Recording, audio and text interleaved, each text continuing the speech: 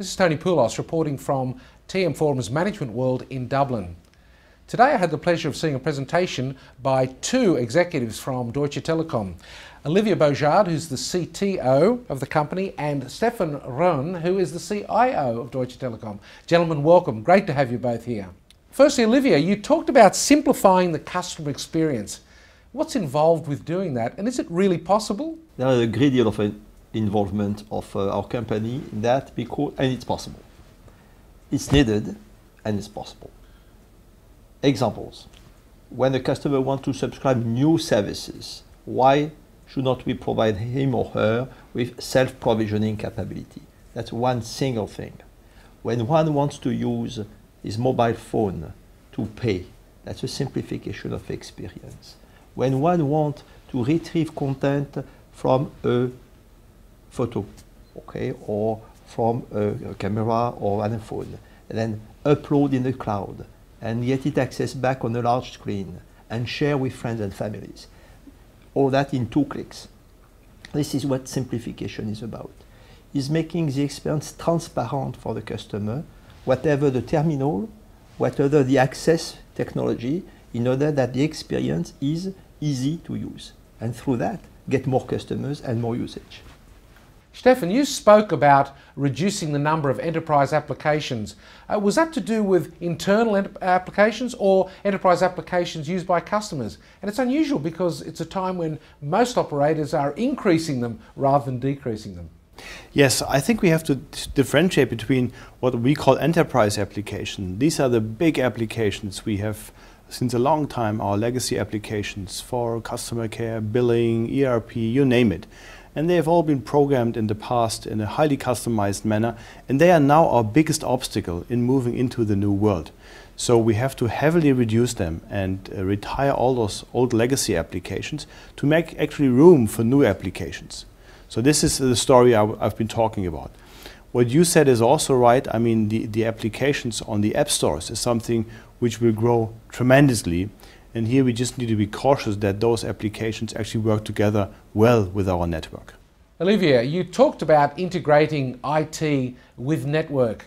That's no easy task. How are you planning to do that? It's no easy task, but it's going on. And I will give you a few examples on that one. We have always a complex OSS, BSS set of topics to address and simplification to do. So what did we decide with Stefan is that he would lead the OSS BSS business transformation. He will have direct responsibility for the BSS, and NT would take the OSS part under his umbrella. Why? Because the OSS is much more linked to what the network can achieve rather than what goes beyond. So that was a kind of a practical way of integrating more the IT in that part of OSS into NT. Another way we do it is also that we have created recently a global architecture team that is led by, in fact, 3 métiers: IT, NT, and our colleague from product and innovation. They are creating the new product for the customers. Why so?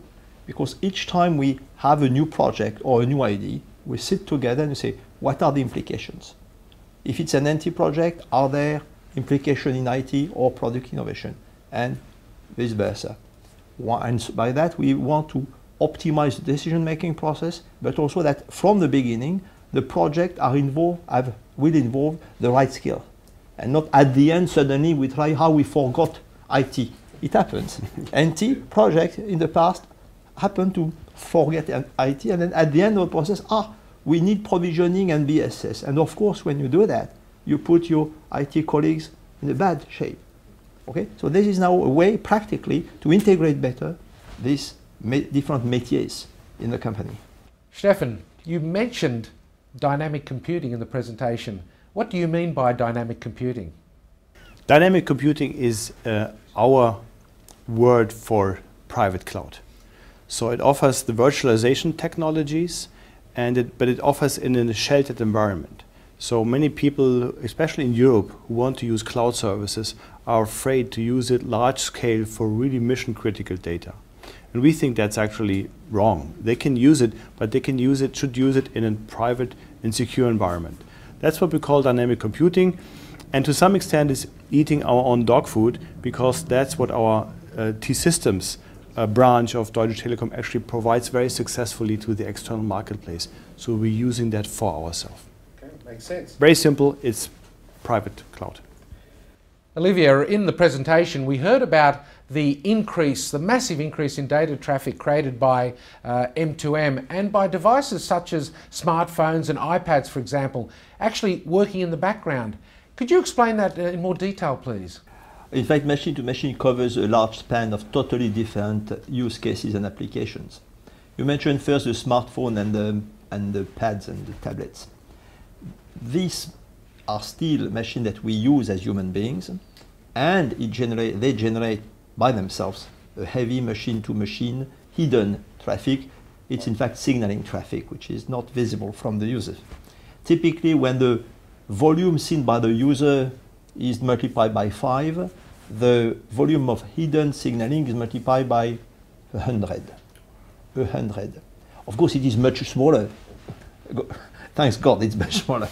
But it triggers many different and challenging behavior in the network. So what did we do with that? Because it comes from essentially it comes either or from the operating system or from the application themselves.